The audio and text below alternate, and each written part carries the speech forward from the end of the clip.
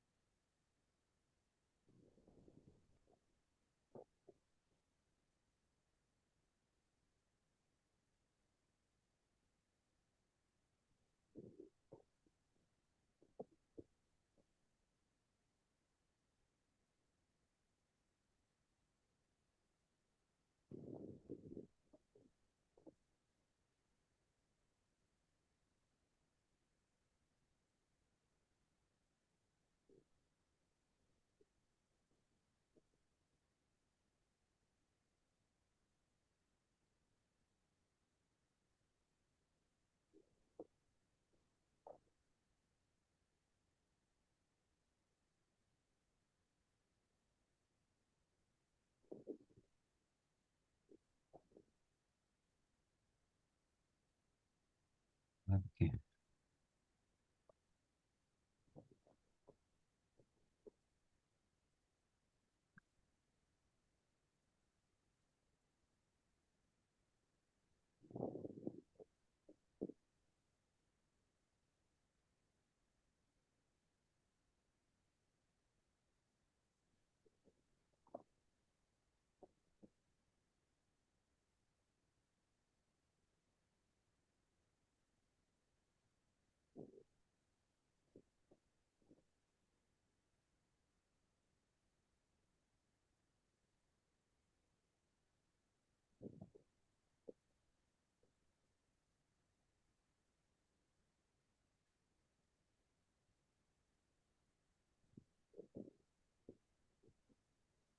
So, colleagues, we can start. Good morning, good afternoon, and good evening, everyone.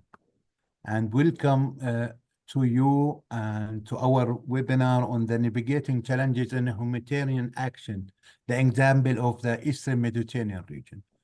Allow me firstly to thank all distinguished speakers for joining us today in this important session. And also, I would like, on behalf of Infinite Eastern Mediterranean Public Health Network and colleagues, distinguished colleagues, our colleagues from the region, public health professionals who are showing a very high interest in attending these webinars. And today we have more than 300 registers, to attend these webinars. So we are waiting, colleagues to join, but we can start. Well, my name is Mohamed Mansour. I am the director of Eastern Mediterranean Public Health Network, and I am honored to be the deputy chair of Global Outbreak Alert and Response Network Steering Committee. And I will be your moderator for today's insightful discussion and important discussion to the region and the globe.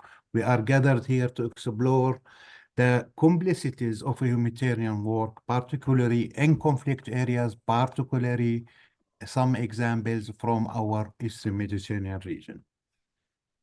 As we discuss this crucial topic, we will have to reflect on the ethical codes and principles established by the international community since the adoption of the Fourth Geneva Conventions 75 years ago. These standards have guided all humanitarian efforts. However, despite our collective commitment, numerous challenges persist. The impact of the effectiveness and efficiency of humanitarian actions. Access and security issues pose significant obstacles, limiting support to the victimized communities and endangering the safety of humanitarian workers and public health workers in Geneva. Political complicities, and we are one of the big examples for the complicities of these emergencies, and biases, further complicate the landscape, creating hundreds and delivering aid and assistance to those in need. Today we will on humanitarian work in armed conflict. which experiences a challenge in filling ethical obligation and humanitarian principles.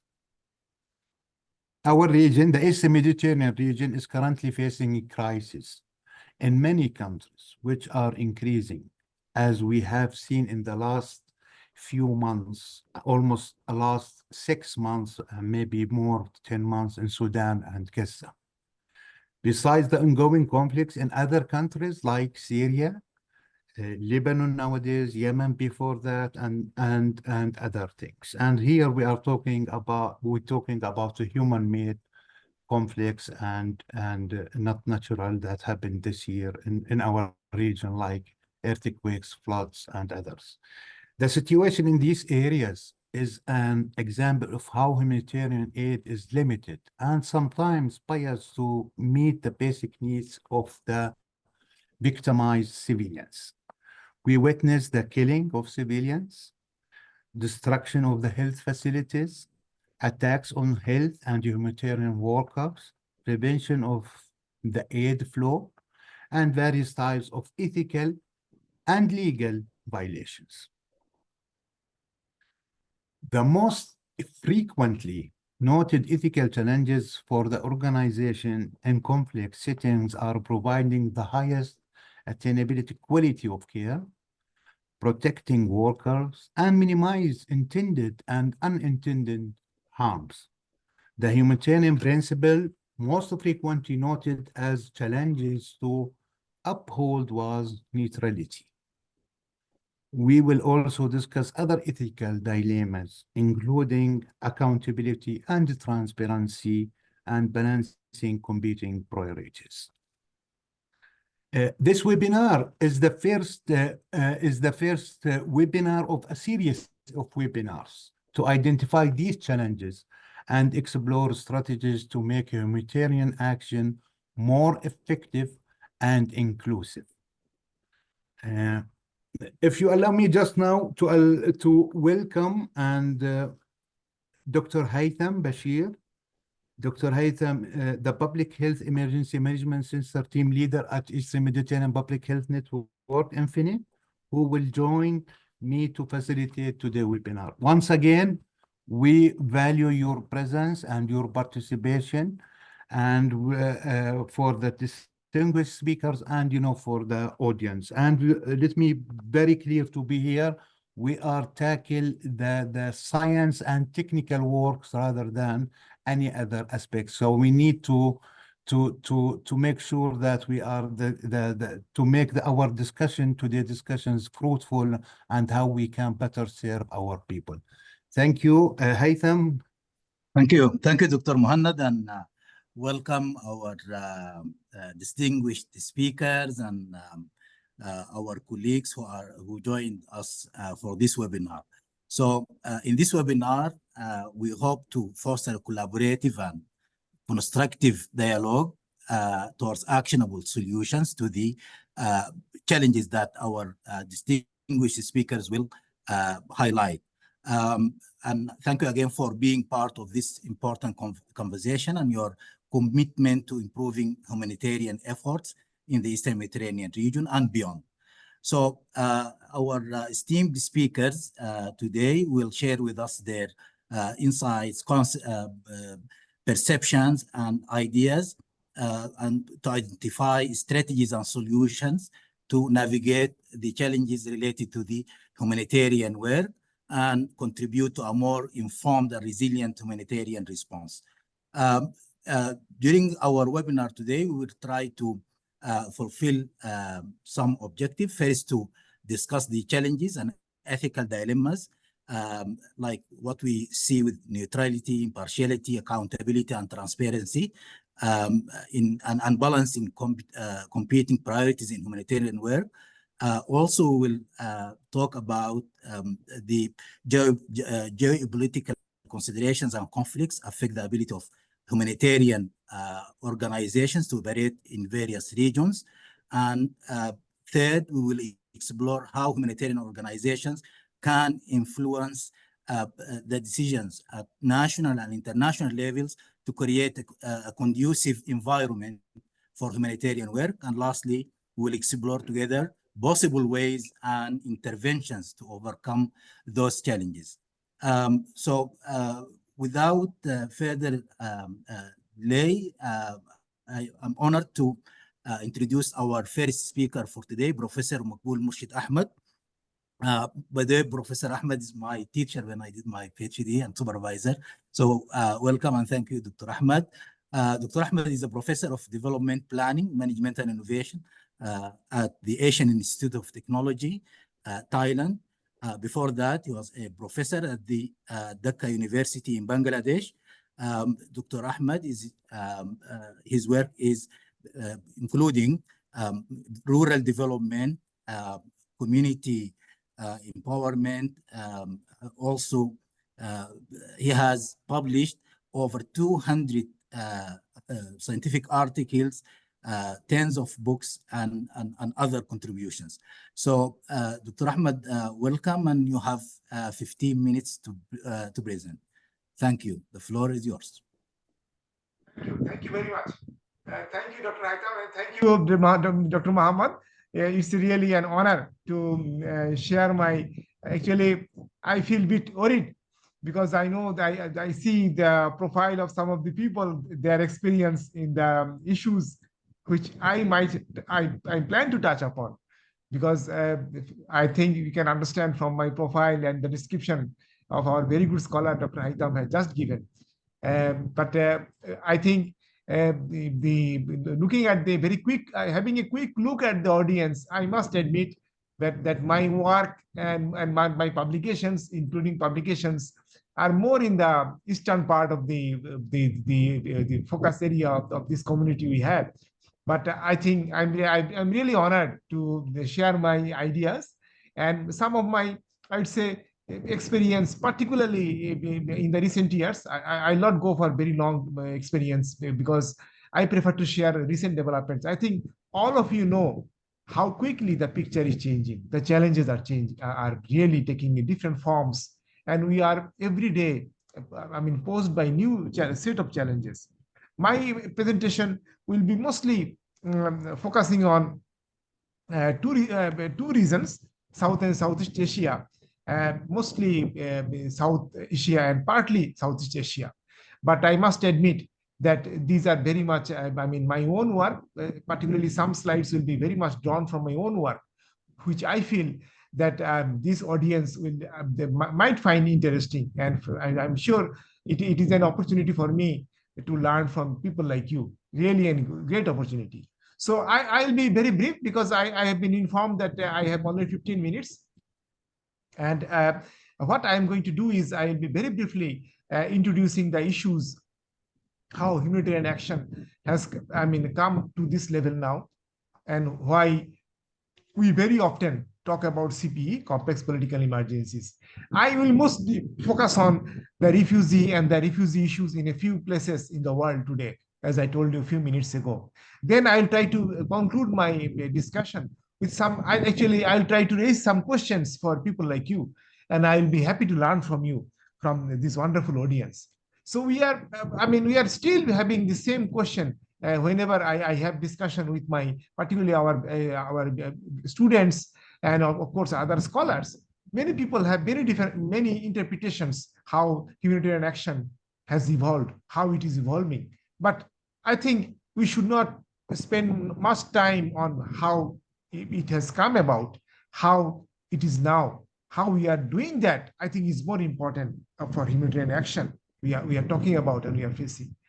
All of us know that how the world is changing, particularly the drivers for pushing people from their home, from their sources of livelihood, are changing. And it is now a big challenge to understand the drivers and to know what exactly are the consequences. So we need to know both of them, the drivers, at the same time, the consequences. Of course, we need to deal with them. So just to start my discussion, I'm just going to in the recent years, some of the work done, which have shown which are the factors. I'm sure most of you are aware. Just to set the scene for our discussion, we are seeing that for action, we have a group of people who are very much engaged in humanitarian work. Who are those?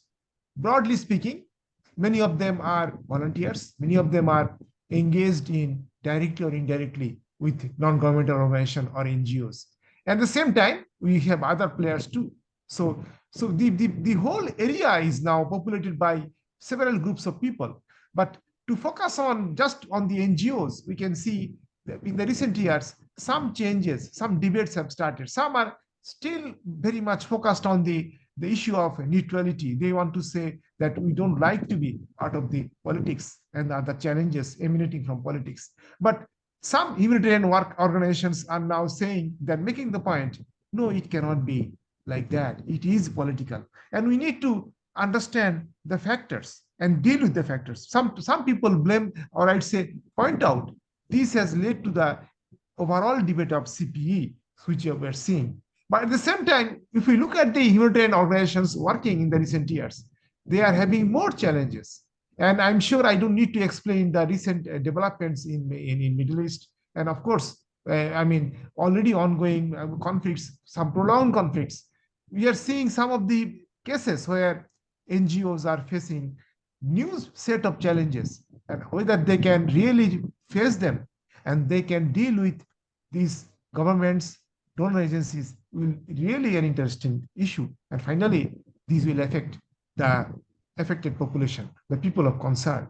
If we look at the humanitarian action, it very often talks about creation of stability and finally long-term livelihood development. I think this picture helps you to understand that how we can see our challenges, the atrocities, the damage to livelihoods, and finally long-term recovery challenges. I think it is very important to understand how we can understand them at the same time, coordinate our efforts, which is finally humanitarian action and post-humanitarian action.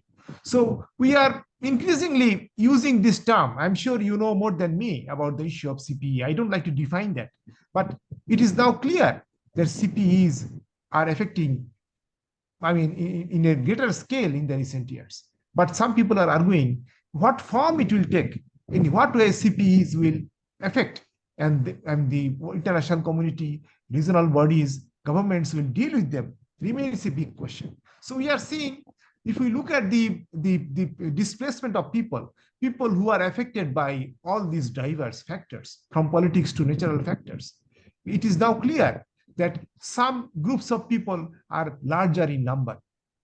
And I'm sure all of you know that why they're larger in number. I think in one sentence, the answer is most of the people who are affected or badly affected, sometimes they can't go beyond the borders. So majority perhaps remain IDPs. But at the same time, it is a big question about the number. I think you are aware of, all of you are aware, the number challenge. What exactly the exact number? How can I make that? And perhaps the debate has got a new twist with the recent debate of climate change, because it is now a big debate that how much or how many refugees or climate refugees these changes from climate and its parameters will create for us in the coming years. So we are seeing, just to give a quick picture of this, I'm sure you know that, to save time, I will skip them, but I will try to say that what exactly is the current situation. We are seeing, particularly in the recent 2 or 3 major conflicts, the number has been changing. But at the same time, I think all of you know that number issue is a bit contested issue. The exact number perhaps remains a big debate. But just to, to let you know that what exactly is our response to that. First, as I repeat, know the reasons. At the same time, what is our response? How we are responding to them? What exactly, I prefer to, I'm sure most of you know that also. Many of the crises are not much in discussion, let alone the allocation of resources and other priorities, given by international bodies, including powerful countries. So many of them are from certain parts of the world, which in the recent years that people are trying to, highlight why this is the case, and they don't get attention, particularly in the media. So we are seeing a number of challenges in the recent year. At the same time, we are seeing some sort of the political developments where we are seeing so-called Western and free world and their ideas and their policies that that world should be an open place, let alone not only for information, resources, also for people. But in reality, we are not seeing that. I'm sure you are seeing these effects on our, on our society. Just to put it very lightly, what we are seeing, and Europe is widely argued as a case. No, I think USA and North America and Australia also are no exception. And we can also see some parts of East Asia and Southeast Asia largely are like that. So we are also seeing another challenge, which is, I think some of you are aware that most of the refugees, most of the people who are of concern are not directly or very much within the rich world. Most of the people who are refugees, for example, are more in the poorer countries or at best middle income countries. That is another challenge. You are already not a rich country and you are already affected by both economic and non-economic pressures, factors. But at the same time, now you find a new group of people crossing or trying to cross your border, and they are making, they need some, they're in a desperate need of certain things like food, shelter. So the poorer countries are also, in some cases, badly affected by this humanitarian crisis. So we are seeing as I told you a few minutes ago, maybe I'll skip that to save time. So we are increasingly using or seeing those factors which are causing this crisis for us. Usually we look at the conflicts and the factors like conflict-related issues, but some of the conflicts are very much, not in our discussion, but they do not look that one of the major drivers. People increasingly use the factors like water and some of the essential items as drivers for conflict of today, perhaps tomorrow. So we are seeing the refugee crisis and what exactly we are doing. So in the second part, I'll be mostly talking about the cases of particularly the Rohingya refugees, which I have been working with for more than 6 years in the recent years. Of course, I'm also working with some of the Myanmarese or Burmese refugees also. Maybe partly I'll talk about them just very briefly. We are seeing a number of challenges for dealing with refugees, particularly the governments, international organizations. But what I'm trying to say is that if I take humanitarian action only as a humanitarian action, I think some other developments should be also considered in our discussion, perhaps in the policies which I think we should be making in the coming years. We are now seeing that some people are making the point that let us look at the uniqueness of some of the crises. The crisis in the Middle East, crisis in East Asia, crisis in Southeast Asia. There are some similarities, but there are some also, uniqueness of the crisis, particularly, for example, the case of refugees, which is a large number. So we are seeing that people are trying to make a point that let us try to make a case where refugees, do not become a burden. We take responsibility. We understand the causes why people are thrown out, why people are forced to leave, and what can be done to avoid that. At the same time, if they are really forced to leave, let us look for opportunities and create opportunities for them so that they can be, not seen as traditionally we do. Just to give a brief outline, my recent work on the Rohingya refugees, particularly in southeastern Bangladesh, and of course in some parts of Myanmar, Thailand, sorry, I have tried my best to work how the crisis has aggravated. I think some of you are aware that it is mostly because of the political situation in Myanmar, which was Burma. So the Burmese government or Myanmar government is mostly run by military, where the military has been facing a conflict with a number of ethnic groups who look for their rights, sometimes autonomy, and at the same time, there is a tendency of the army to suppress the movement. At the same time, some brutal oppression also have happened. Rohingyas are perhaps a good example. So what the Rohingyas did, it's about 6 years ago in the recent flow, actually they did move out before. But I'll try to focus on the recent movement that they had. Around 1 million Rohingyas moved to the West, and then finally they moved to Bangladesh, and then they are based in a number of camps. So at the same time, you cannot only blame the military, but the conservative and some other groups also have some backing for or support for the regime to treat the Rohingyas in this way. So we are seeing those, this very complicated case of refugee crisis in this part of the world. So what I'm trying to say is that there are also other developments which I prefer to share with you. What we have been seeing, or actually we are doing with a number of organizations, which also includes some parts of Thailand.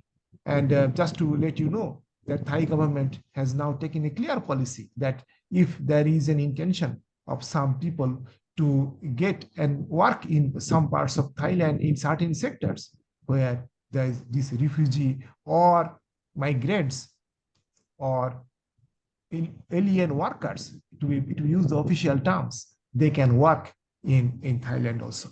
So what I'm trying to say is that we are seeing some NGOs and some other foundations are now trying to use the refugees' potential skills to become more economically active, at the same time contribute economically to the society, at the same time to think about that beyond their current status, that is when there is repatriation, so that they can really become economically active and they can make a better livelihood after repatriation. So we are seeing that people are forced out from reasons from poverty to atrocities. All these factors are working for this type of crisis. We need to understand the causes. At the same time, we need to deal with those.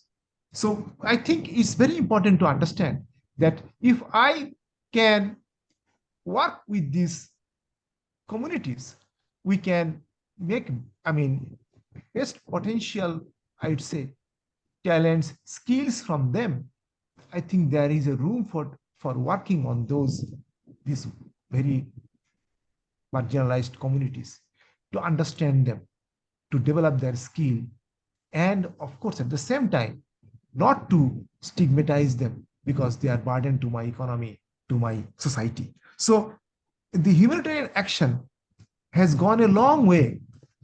To make it very brief for you, I just tried my best to update you that how people are trying to see that this potential of these communities can be understood.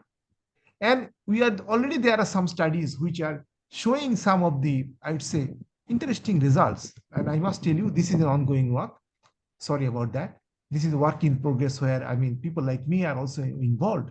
We are trying to see how these people, if they are given the capacity, if they're allowed to work in a very different status, because I think all of you know, countries like Malaysia, countries like Thailand, the government and the government agencies, and sometimes the local communities have their reservation about the engagement of these outsiders, if I can use this word, not the refugee as we per se say. But at the same time, there are examples where we are seeing that this group of people can be, quite useful for themselves and also for the local economy, also the regional economy. So we are seeing those changes. I prefer to see that, personally speaking, that some more works are done on these issues to understand and how it works and how we can address those challenges.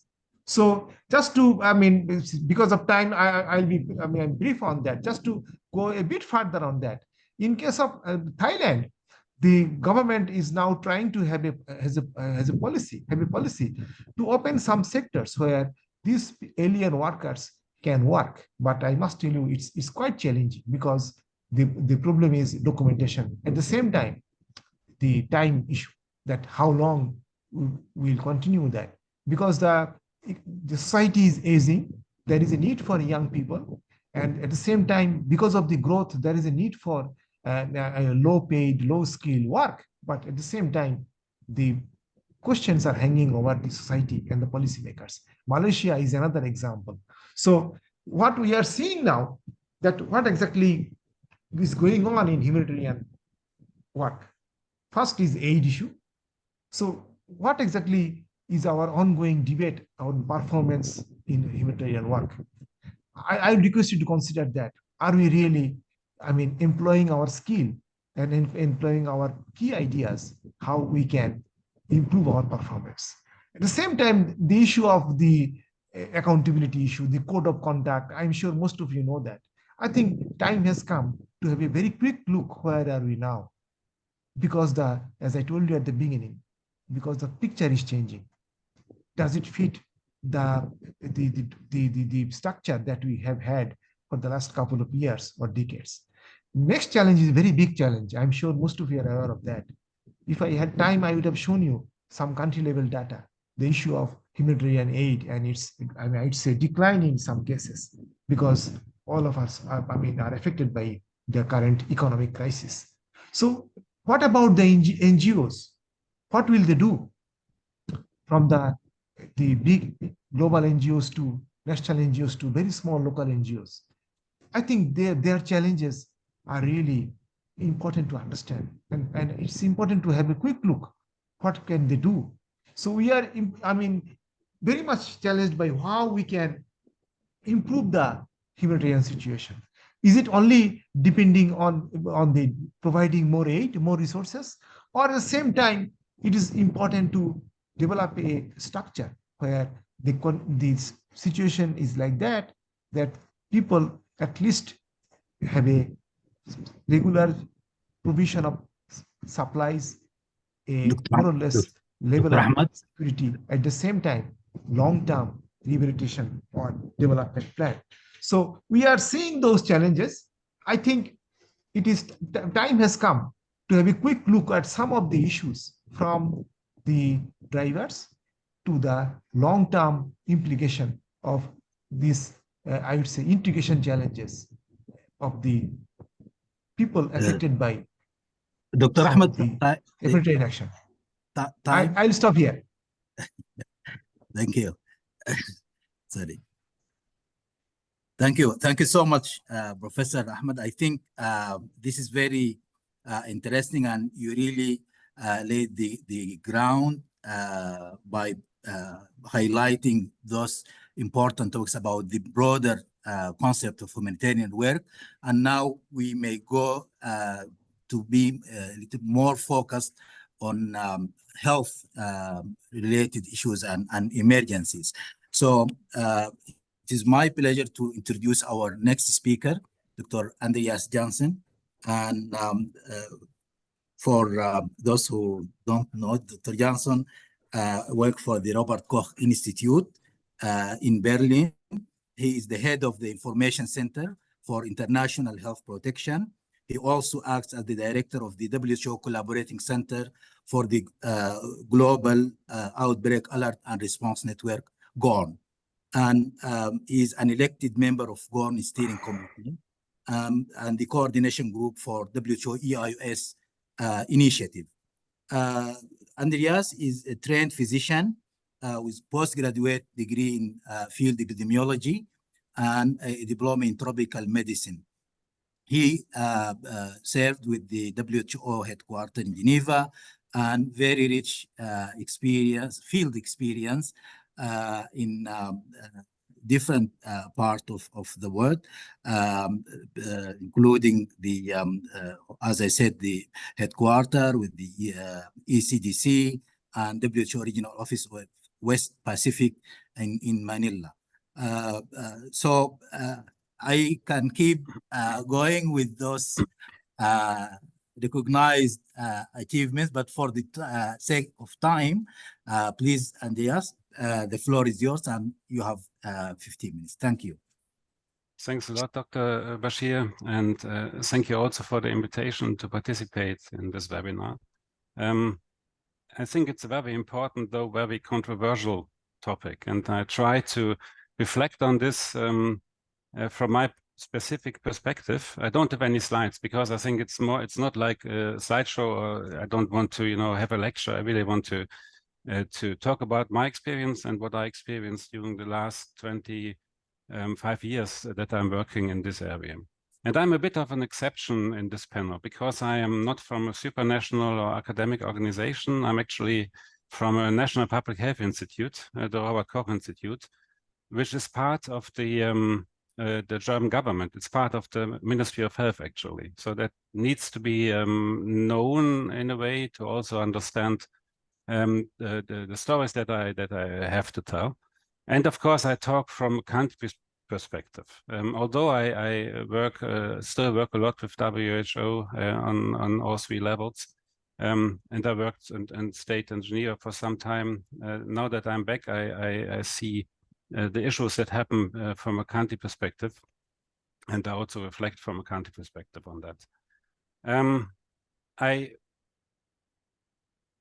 To be honest, this is a topic that also very much touches my own working life and also my own ethical approach to my work and to my life.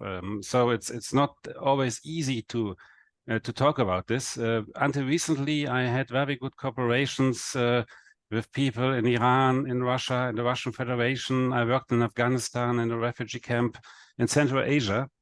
And a lot of this work has become very difficult, to be honest. It's very difficult for me also to somehow continue working without recognizing that I lost also a lot of friends in these countries that I was connected to. I'm still connected to some of them, but it really, during the last, let's say, 3 years, it really got very difficult. And that is, for me, really a point of concern. But probably we can talk about that after the panel discussion, and we can have some reflections also from the audience. I also worked with different response mechanisms. That's also important to understand. So there's EMT, the UCPM mechanism from the European Union, but most of the missions are also done on a bilateral scale. So it's also direct contact to the country and direct invitations from the country that make us going there. And if I look back, let's say 5 or 10 years, I had quite a simple dogma, and that also reflects now to what Professor Ahmed just said in the beginning of his presentation.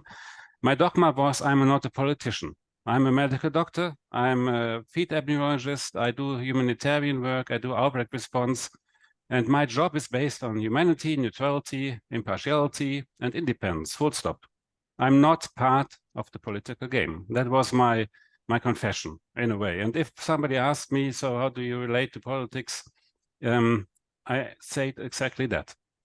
Now I know that, and this opinion reflects what Dr. Ahmed called the classical approach, the classical apolitical approach to humanitarianism, which is probably the best example is the IFRC that has this kind of values as their main values. During the last years, I understood that this is wrong. It's completely, in my opinion, it's completely wrong. And it is wrong at least with 3 reasons. There are more, but 3 reasons that are very important, that have become very important for me. First of all, this is a political statement. To say I'm not part of the game is already a political statement, because it puts me in relation to politics, and it also somehow includes a kind of political philosophy, which is a liberal philosophy, which defines a set of values. Already, if I say I'm for humanity, neutrality, impartiality, these are all values, and for me they are given, but for others they are not given. They are actually a point of discussion for some people, and by saying them, by putting these values on the table, it's already a political activity. The second point is that if I say I'm not part of the political game, I initially divide this field in good and bad. You know, it's a political humanitarian divide. On the one side, there are the politicians, and we know politics are dirty. And on the other side, there are the good and hero-like humanitarian workers. And that's also, as we know, completely wrong, because we know that on both sides we have completely different characters. And if we keep it that easy, the only effect that it will have is that this divide between politics and humanitarian work will just get bigger. So it's just the wrong pattern of thinking. And the third point, and that is probably the most effective or the most important for me, is that if I withdraw from the political background of my work, I also give away the possibility to influence politics. And as probably not as much as a humanitarian worker, but also as a public health expert, I know that if I want to get something done on a country level, I can only do that together with the politicians. Otherwise, it will never work out. And I really got I'm really convinced now that I cannot, and I think people who work in our field cannot escape politics. It's a part of the matrix in which we perform our work. You know, you cannot say I'm a fish and I want to swim, but I can do it without water. No, you have to have this environment. It's just the definition of the environment where we live in. And the reality of politics actually came to us as public health and humanitarian workers. And this what happens now in the Amber region, but also in Ukraine and a lot of other parts of the world, is actually nothing that is new. I think this development started already in the 90s of last century. And if you think about Rwanda, if you think about Bosnia, Somalia, that was the point when I would say somehow the humanitarian work lost its innocence and we came into situations that were not so straightforward and easy as before. And during this time, actually, this kind of new political humanitarianism started to grow. And it's understood that because we are always part of this political game, if we want it or if we don't want it, we need to in a way adapt to it, and we need to find a way to deal with it. And the way that there are different ways, I think, that our work is getting political. For example, it can get political by unintended consequences.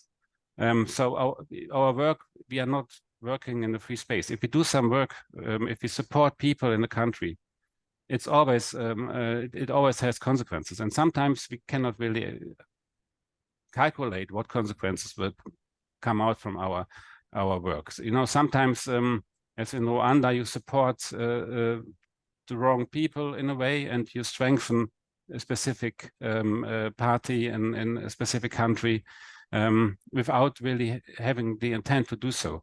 The same is if you point out violations of human rights. Of course, that is one of our duties in a way. But on the other hand, it will also blame somebody, and it will somehow we take a position by doing so, and we take one side by doing so, if we want or not. Even if we are neutral in intent, the outcome may not be neutral, and that's always something we have to have in mind. So, in my opinion, in a way we are within this challenge since the 90s at latest. And we have failed to really adapt and to think about how to deal with that and how to cope and how to prepare ourselves for the next crisis and the next struggle between politics, humanitarian work, public health, and all of these different issues. And for me, there are three main points that we need to work on. I mean, there are some developments, some advances, but still, the situation itself is very diffuse and unclear. And the three main points from my perspective is, first, we have to understand the non-scientific political factors in decision-making, in political decision-making. If we don't understand that, we will never be able to discuss and to argue. We need also to stay pragmatic. I would always avoid discussions on ethical systems, to be honest, because that is a philosophical discussion. And for some time I studied philosophy. I can tell you, you won't find a solution. You know, you will have different opinions, but especially if you are sitting in a refugee camp somewhere and you talk about, you know, Kant or Hegel, good luck. I think we should focus on international laws. We should focus on the practicalities of response. You know, it's not, I don't want to discuss what ethical approach is right. I want to discuss that there is an international law that prohibits to attack hospitals. Full stop. That is a law. And it's not about ethics. It's about law. It's about what is written, what has been agreed between the different countries. And that's where we should point out, what we should point out. The second point is that we always have to reflect our own position. I know a lot of, including myself, a lot of people who, without intention, misuse evidence to support their own ideology. You know, and as public health experts, we are also experts in how to use evidence, and that's also something that we can manipulate if you want. So it's really important to always reflect ourselves, to connect with other people, to always discuss and to establish strategic partnerships with other people, to form groups that make it more likely that our opinion is not manipulated by ourselves. And the third point also is to know our limits of acceptance and to fight the right battles.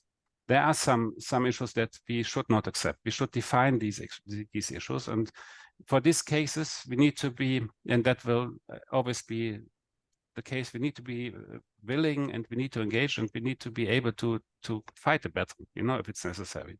We should not withdraw, but we need to know what battle we can win, and we should really be able to understand what fights are worthwhile to fight and where it doesn't make sense. And if we do so, we should use the right messages also. You know, there are some messages can be done by supranational organizations. Other messages should rather be given by NGOs or by political organizations.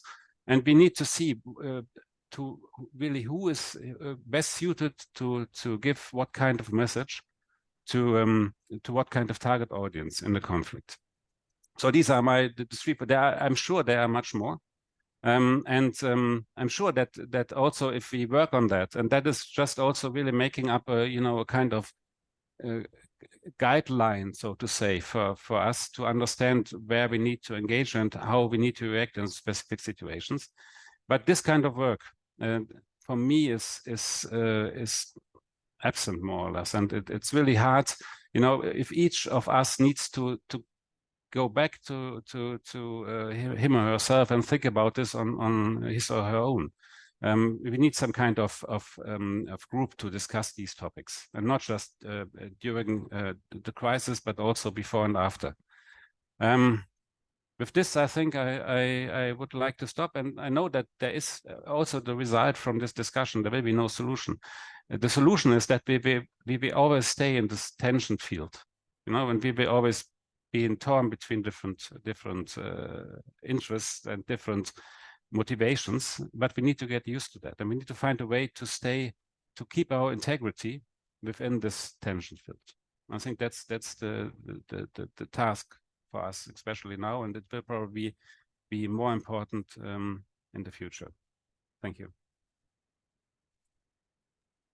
Thank you so much, Andreas. I really enjoyed your talk, and you put it very clearly, in transparently and bravely. So thank you for sharing your ideas, your concepts.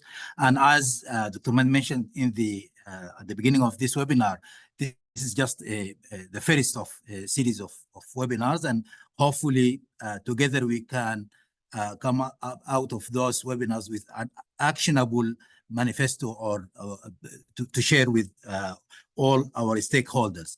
So to continue this very interesting discussion, it is my pleasure to introduce Dr. Thomas Hoffman. My friend Thomas is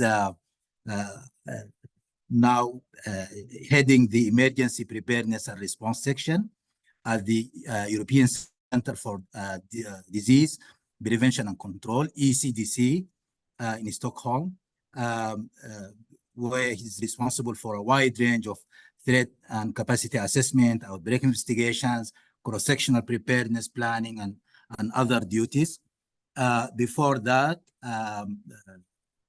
Thomas worked for WHO Europe and with the WHO Health Emergencies Program, or WHE. In various functions, he supported low and middle income countries with capacity building activities and during response operations in the IHR framework.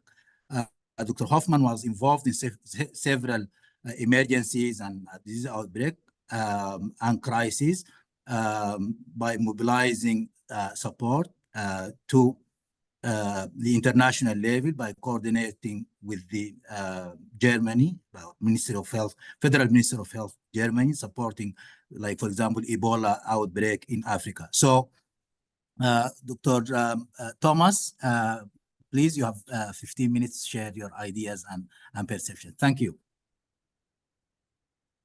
Yeah, thank you very much to MFNet and to you for inviting me to this webinar and to present some ideas and thoughts, mostly, of course, from the health point of view as well, and of course from the European point of view. And yes, it was also really very nice already to listen to my previous speakers and to hear some points, I think, which I would also just strongly support. What I will be saying is more or less also a mix of my personal experience working for WHO before, working now for the European Center for Disease Prevention and Control. Yes, what we have been observing lately in most of our really also that it has become more challenging also working in an organization, in a public health organization, which is partly also often involved in humanitarian aid or disaster responses, and the independence not only politically but also financially. I think there's certainly more challenges than there were some decades ago. What we're also observing is that generally, globally, there's a bit of a hesitation to accept aid from multilateral organizations, be it WHO, be it also European Center for Disease Prevention and Control, CDCs generally. I think multilateralism and organizations are not as popular as they probably were also some decades ago. Another aspect is also that emergencies, and that has of course various reasons, have become more complex than before. So it's more difficult to tailor interventions, to really define what's the best way to support. Also often the challenge of the security situation in those emergencies. And another factor also is the proliferation of partners. So often what we observed is that it takes more time and resources now to coordinate the humanitarian aid and the work and the support than the actual support. So there's huge efforts in preparing for support. And this is also more than it was before. And now, purely from a public health point of view, I think what we all have observed, I would say the last 15 years, is also very high interest of policymakers, donors for the area of health and public health. And that, of course, brought a lot of opportunities also when it comes to funding, when it comes to promoting certain ideas and strategies. But of course, it was also a risk for our independence of public health work. And I think there's several examples where both could be observed in a way. I mean, to keep this fine line between the pure public health mandate and serving the interest of somebody who this certain part of public health. But at the same time, what I think we also observe is that there are opportunities again to do more grassroots public health again. So FATP work, outbreak investigations, risk assessments, core epidemic intelligence work, as this is still the basis, and from that basis on, then address challenges.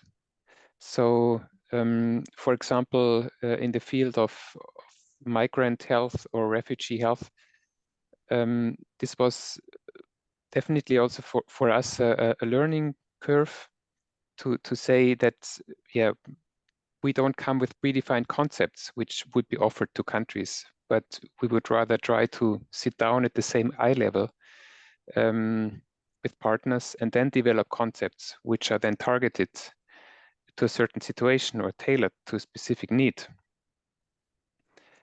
Another example is also that we would really promote also principles which are based on public health. I mean, mentioning, for example, the International Health and framework. But when it comes to public health, also to promote evidence, or I mean, evidence, of course, as it was said before, it's always a term which can be stretched quite a lot. But when talking about migrant health, refugee health, travel measures in general, there's often this notion that from a health point of view, there would be justification to promote certain concepts, or discourage from travel and trade, to kind of differentiate between different nationalities. And I think there's also so important to come back with public health principles and stick to what can be said. But besides this core public health work, I think there's also some approaches, I think, which really seem to work. And one is certainly training of public health leaders. So it's not so much a direct support, but it's something which will pay off in the long term. By training leaders, senior leaders, I think there's a high likelihood that these leaders can influence also decision makers, policy making on a different level. So it's an investment which is often not very interesting, because it doesn't show short-term fruits, but I think in the long term definitely it will pay off. What is a very effective mean as well is international exchange, expert exchange, networking,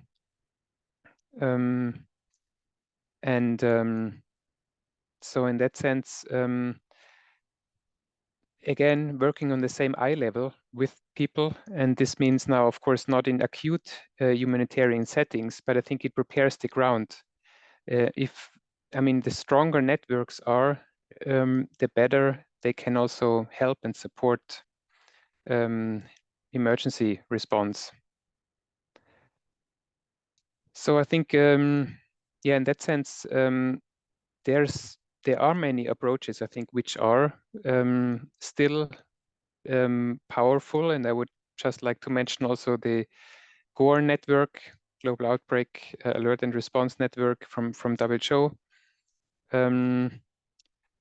I still also, as ECDC, I think we have established now this partnership with EMFNet, which I think is also exactly reflecting those opportunities, training, field public health work, core public health work.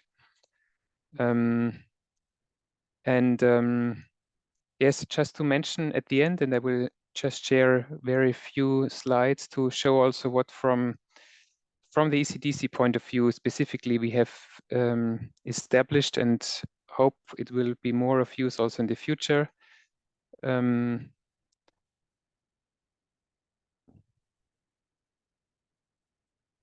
There was a change in legislation, and it has mandated the ECDC to establish the EU Health Task Force. We wanted this originally to be called EU Public Health Task Force, but it was not accepted because it was felt that public health is too specific and it should be broader and should be called EU Health Task Force. It was already, it entered into force more or less, it's active since 1st January 2023, so roughly 1 year now. And it was already active, for example, during the Ukraine crisis, supporting neighboring countries through deployments. I still mention here the Uganda outbreak, which was shortly before the Health Task Force was established, but still it was also a test in a way to work in this new environment. And then and deployment to Gaziantep in relation to the earthquake in Syria and Turkey. And some of the reflections I made before are also coming from those deployments. But just to mention a few more things from the Health Task Force point of view, it is meant for response, so more or less now also humanitarian action and classical public health tasks like outbreak investigation, operational research, threat detection. But what can be seen here on top is also that it's meant to support preparedness. And through some of the international work, we have tested also some of the approaches, for example, some after action reviews or in action reviews, what we did. And it was not the Health Task Force, but within another project, for example, in Cameroon during the diphtheria outbreak testing, the in action review. So there's certainly potential, again, coming back to this principle of working side by side with national experts and not coming with our predefined concepts. Certain way to request support. I mean, it's of course mainly also targeted at EU countries, but it can also be requested by any third country, by international organizations, by NGOs. Yeah, it's meant to be a one-off, so it's not meant for strategic work. It's meant for a one-off task for preparedness activities, but also response activities. And everything should, of course, have a clear public health impact. And ECDC's mandates is still around infectious diseases, so there's, of course, a bit of a gray zone, but that's more or less at the core of the task force. Yes, and often task force work feeds into e-learnings, which ECDC then offers. So for example, right now we're developing something on outbreak investigation, some protocols, some updated protocols, but there was also previously something established for migrant health. Yes, and there's just some resources. I think they can be shared afterwards as well. Yeah, thank you very much again. And happy to be part of the discussion. Thank you, Thomas. Very, very interesting. And you remind us about going back to the principles and roots, not missing the bigger picture. So on behalf of Dr. Abdurrahman Mahmoud, who was supposed to join us this evening, but for an urgent involvement, he couldn't make it. But Dr. Mohammed, we have Rick with us today. So if you would like to. Thank you very much. Actually, we are very lucky to have Rich Brennan, Dr. Rich Brennan with us this evening, and we appreciate his time. Although we know how much he is busy, and we are aware in the region and the globe, you know, the work that he's doing. I was lucky to somehow know Rick before coming to the region. So he is international and global leader of emergency when it comes. And our region, what makes us a little bit tolerable dealing with the emergency, maybe Rick and his experience and his insight and his level of professionalism, really. And I am here not... majority of you know me that I am not doing this as a complimentary work, but I think part of our strength in the Eastern Mediterranean having such a leadership in our region. So Rick with us this evening, and we know that Rick always was in the field.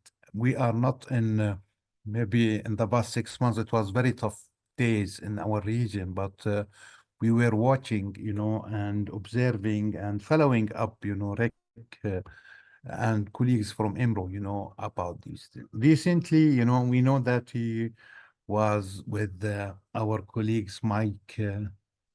They were in Gaza. They appear in the field where we could not appear, and it was very difficult to reach that areas in difficult situation. And recently, I was in contact in Sudan. So Rick was also in Sudan. So we need such people who are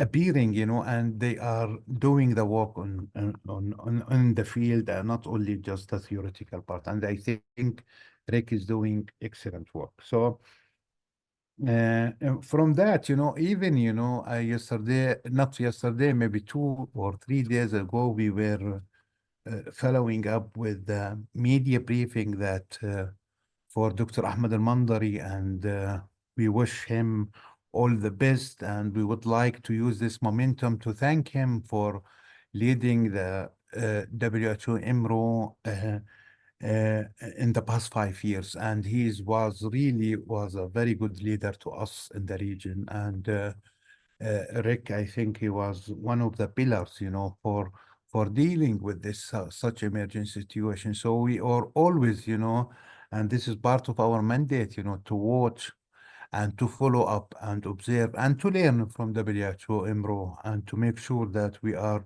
supporting what is going on in the WHO at a global and regional level. So thank you very much, Greg, for saving time for us to be with us today. This is highly appreciated, and we are looking forward being with us in the next, and your colleagues, you know, in the next webinars as well. So please, the floor is yours, Rick, and maybe we can give 15 minutes as well, just to make sure that we are not discriminating our people in the region.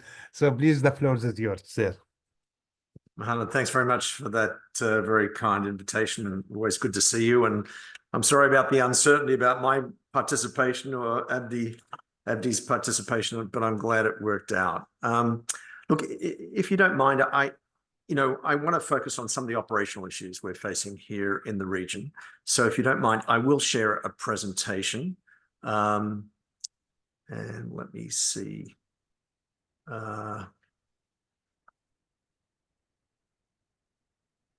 Yeah.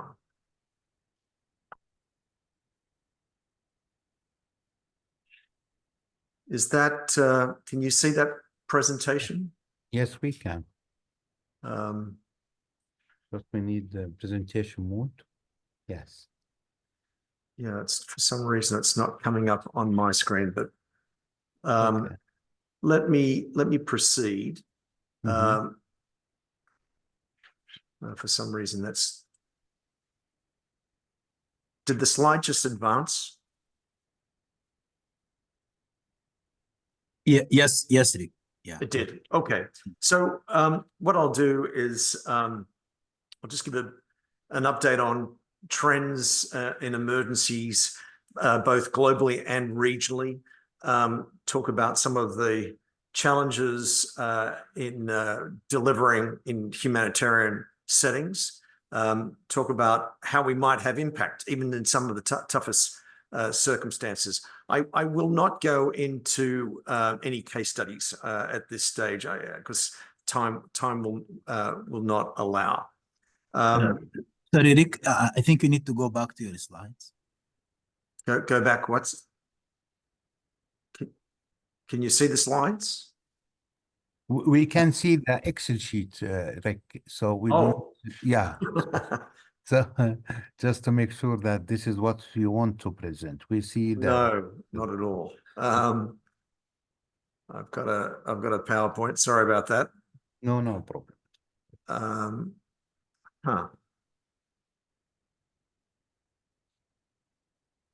See if this works.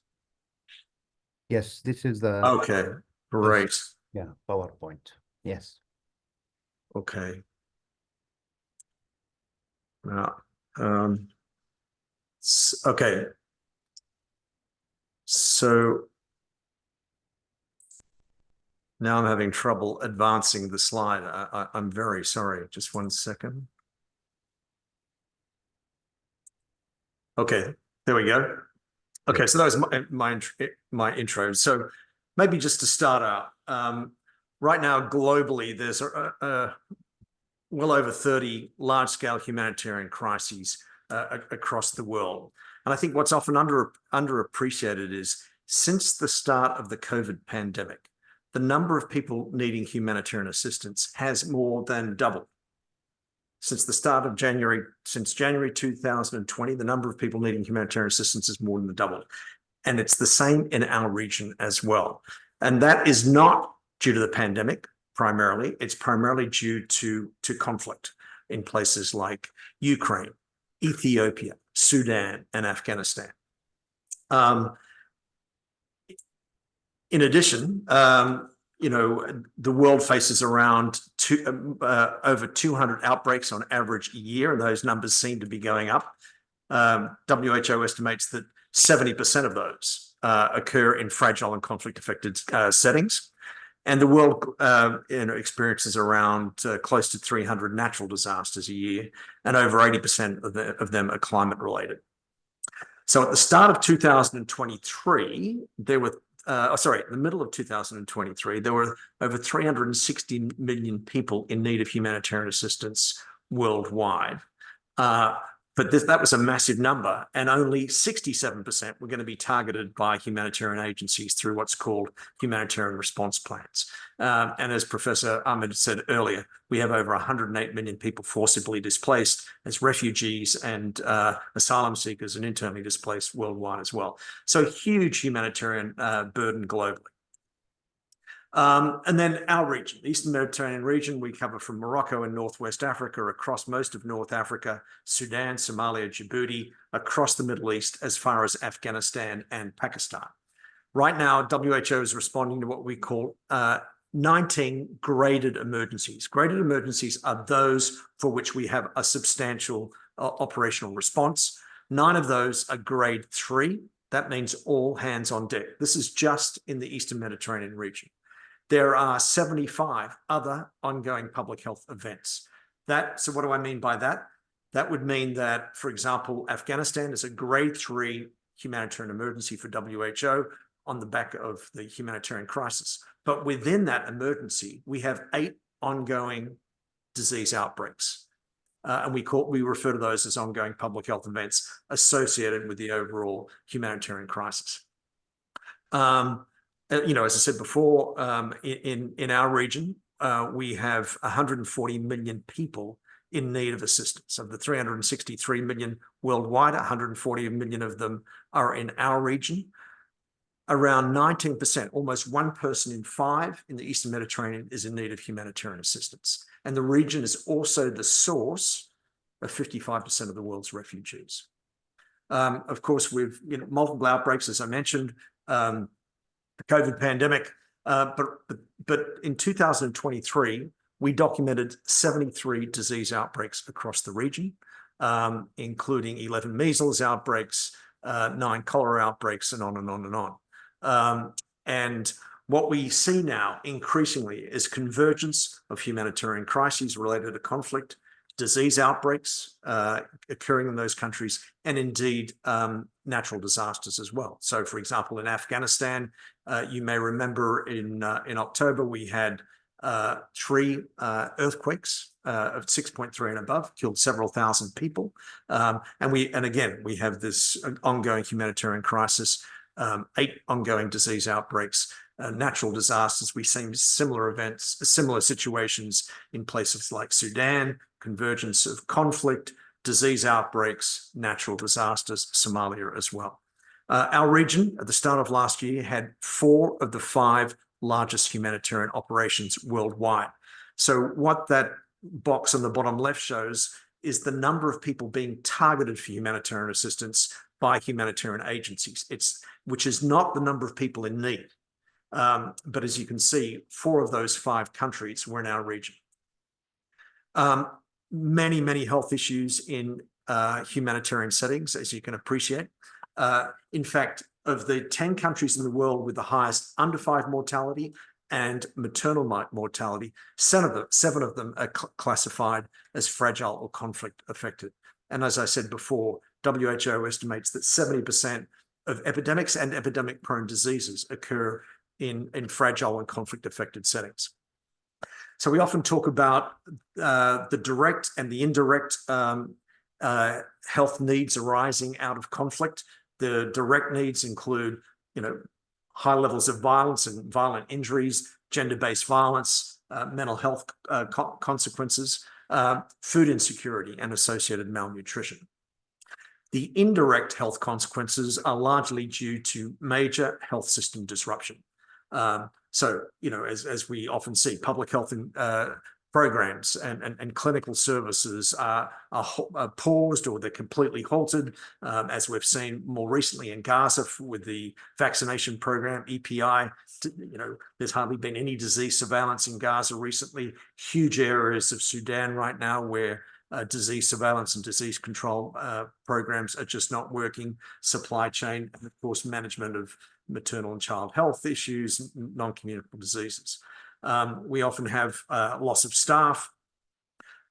Increasingly, and again, I'm sure you've heard this in relation to Ukraine, in relation to Sudan, and more recently in relation to Gaza, attacks on healthcare, something that we used to see very, much less common. When I started my humanitarian career 30 years ago, there's always been attacks on healthcare, but it seems to be occurring more frequently. In Gaza alone, since October the 7th, there's been over 300 attacks on healthcare and major disruption of health programs. In, functionality of health facilities, in Yemen and Syria for many years, we've only had around 50% of public hospitals fully functional. In Gaza today, none of the 36 public hospitals are fully functional, and only 15 are partially functional. The remainder are non-functional. In Sudan, in the 14 most severely affected states out of 18, it's estimated that 70% of hospitals are not functioning. So the World Bank has said that state fragility and conflict is the biggest threat to achieving the Sustainable Development Goals, the SDGs. And so you've got massive needs, complex needs, political issues, insecurity. So it's very, very difficult to deliver humanitarian assistance in these contexts.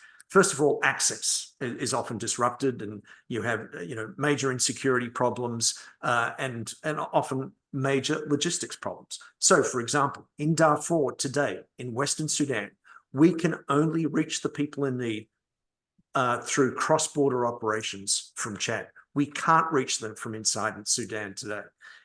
In northwest Syria, still today, our humanitarian operation is cross-border from southern Turkey.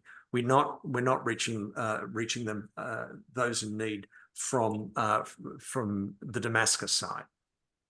There's often disregard for international humanitarian law and the humanitarian principles that Andreas outlined, and this makes it very, very difficult when warring parties don't respect the neutrality and independence of humanitarian agencies. Again, don't recognize and respect the neutrality of health and health facilities. And again, you've seen this in Gaza, many examples across Sudan, Ukraine, Afghanistan, and so on. Usually massively reduced capacities within the health systems. Many of these conflicts have been going on for decades, such as in Somalia and Afghanistan. And there's been this progressive erosion of health system capacities. But even in the early stages of conflict, you often see an exodus of health staff.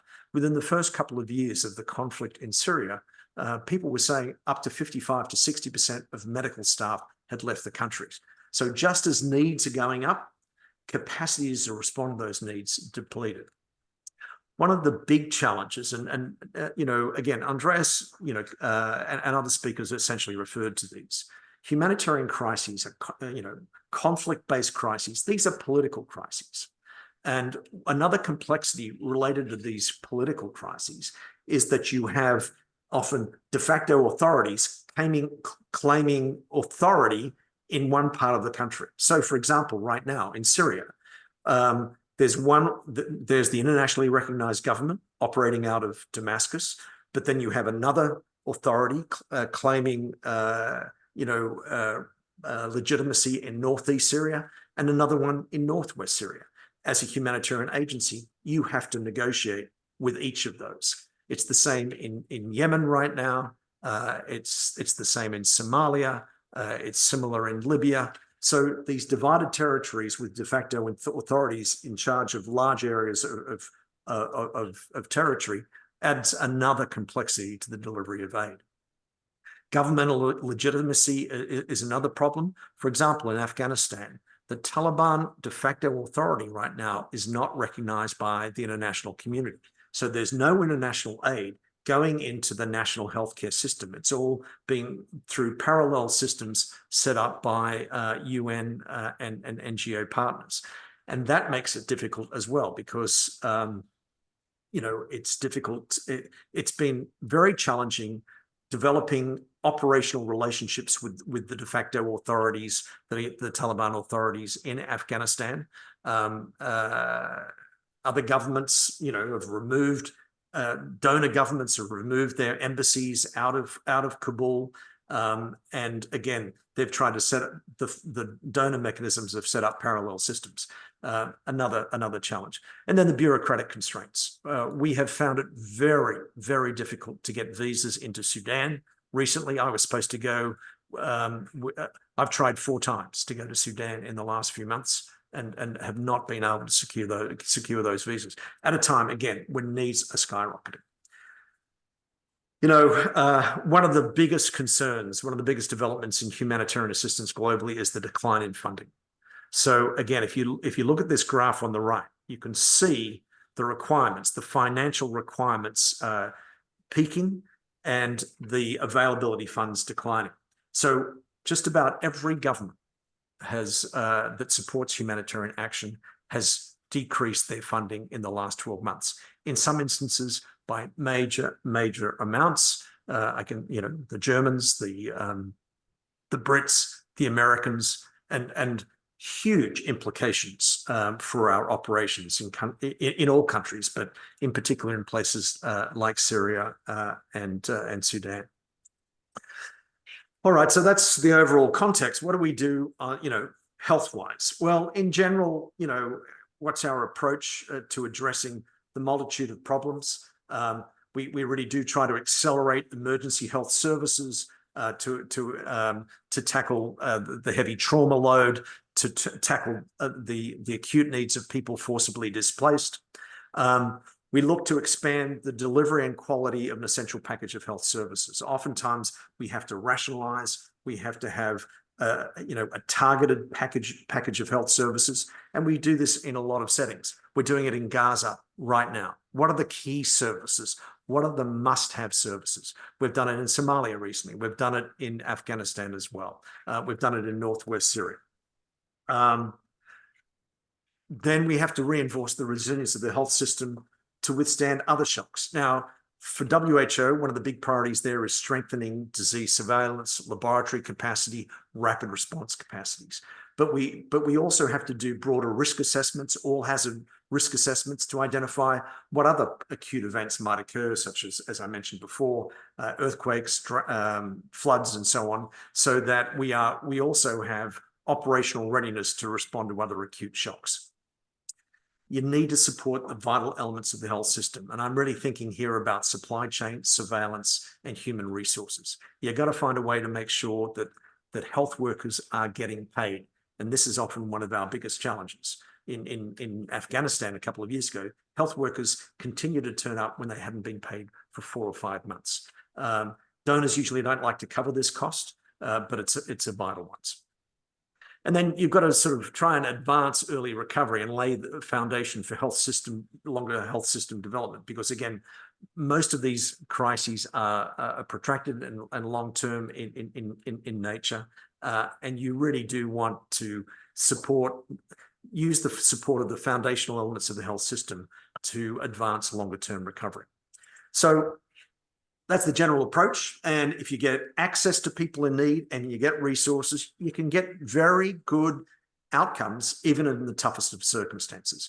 So in 2022, of the 8 cholera outbreaks across the region, we met the international standard for case fatality in 7 of the 8. And in fact, the median case fatality ratio was 0.2%, well under the international standard of 1%. We've had very good success in improving outcomes from nutritional outcomes, particularly severe acute malnutrition in Pakistan, Somalia, Sudan, Syria, and Yemen. Our stabilization centers there, we had cure rates of 85%. And in fact, in most of those countries, all but one of those countries, we had cure rates of over 90%, whereas the international standard is 75%. We've been in most of the camp-based settings. We're in all the camp-based settings where we've operated. We've been able to maintain under 5 and crude mortality rates within international standards. But it's not just tracking the key data. We've had external reviews. So last year, we had 3 external reviews of our work, one on COVID and one on our 5-year program in Syria and one on our 5-year program in Yemen. And this is what the external reviewers found. You know, for the COVID response, 80% of external reviewers said that WHO's response exceeded or met their expectation. And I think very importantly, what the reviewer said is WHO tailored the response to the context of each specific country and health system. Because you've got to remember, in our region, we have some of the most advanced health systems, such as in Saudi Arabia and other Gulf countries, and some of the least developed health systems, such as in Afghanistan and Somalia. So you can get good impact if you are flexible and adapt to context. Our Whole of Syria program, at the end of that program, we got an A rating from the UK government about our support and for the health system. And in Yemen, we got a highly satisfactory rating. That is 6 out of 6. That's the highest score you can get. And again, you know, good support through in a very high-risk environment for the delivery of services and laying a foundation for longer health system recovery. So let me finish there. So a few key takeaways. Burden of emergencies is increasing. Emergency needs, emergency risks is increasing across the globe due to all hazards, and it's particularly problematic in conflict and fragile settings where we see this convergence of crises. Even in the tougher settings, you can get good health outcomes if you're given access and if you're given the resources. And then finally, what we're talking about here essentially is our political crises. And unfortunately, there's no humanitarian solution to these crises. There's no humanitarian solution to what's going on in Gaza, Sudan, Syria, Afghanistan, Yemen, Somalia today. We need the politicians to do their job. God knows that the health workers and the humanitarians are doing theirs. So thanks a lot. Thanks a lot for the opportunity. Great to be with you. Thank you very much, Rick. I think we will end it up with your summary and to take home messages, you know, about these very concise and very, very, very sharp, you know, conclusions and summary.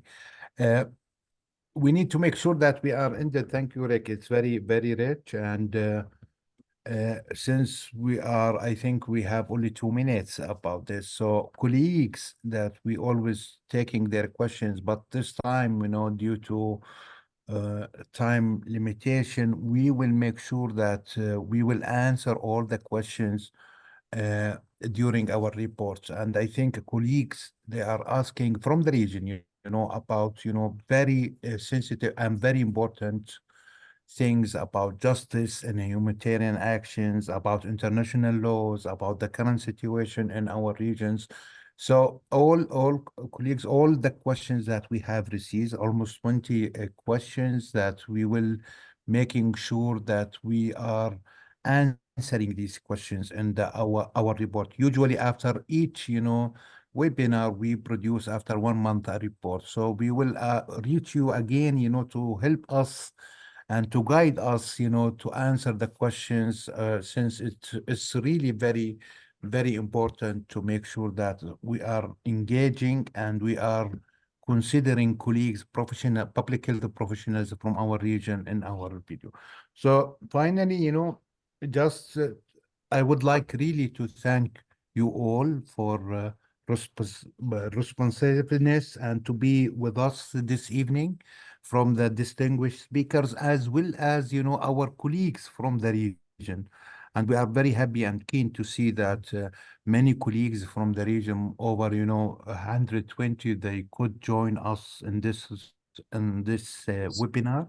And this, you know, make sure that the different point of view in the region, it's reaching the public health professionals who are doing the work on the ground. And this is what we need. At the end of the day, we are here all, you know, to support countries in responding to the emergency situation. Thank you again. And Dr. Haytham, it's over to you if you would like to say the final say. Yeah, here. thank you. Thank you, Dr. Muhannad, and thank you, our speakers. I think this was very interesting journey. It took us from the basics of humanitarian work with Professor Ahmad and the very strong statements and realistic, practical points raised by Andreas. And Thomas, as I said, reminded us with the roots and the principles and ABCs of public health work and practicality. And finally, Rick provided some examples and unfortunate status here in our region. And if I may summarize our discussion today, that there are challenges. Rick put them into words: access and resources. And we promise that we will continue this conversation in our series of webinars. I know that we are 2 minutes behind the time, but just I will ask Andrea if you have any final word, seconds. Mean. Yeah, have any final words, seconds, in seconds. Oh. Yeah, but keep on going and stay beside the people who are in need of support. And don't hesitate, although it's difficult nowadays. Thank you. Thomas? Yeah, thank you. A bit on the same lines. I think we just have to not get ourselves distracted from what we are supposed to do. There might be challenges, but maybe there's also different challenges. And 10 years ago, we thought we have challenges. Now we have different challenges. So it is just a way to another time to keep going. Thank you. Professor Ahmad? Thank you. I think Dr. Richard has rightly pointed out that no humanitarian crisis has a humanitarian solution. I think you should always keep that in your mind. I think this is a very valid point for today, perhaps in the last few years for us. I think it's a very important point. Thank you very much. Thank you. Thank you for being with us. And thank you, Rick, for your time and sharing your ideas, and wish you all a very good night wherever you, and see you in our next webinars. Thank you. Thank you so much. Thank you very much. Thank you. Thank you. Thank you. Thank you all colleagues in the region. Thank you.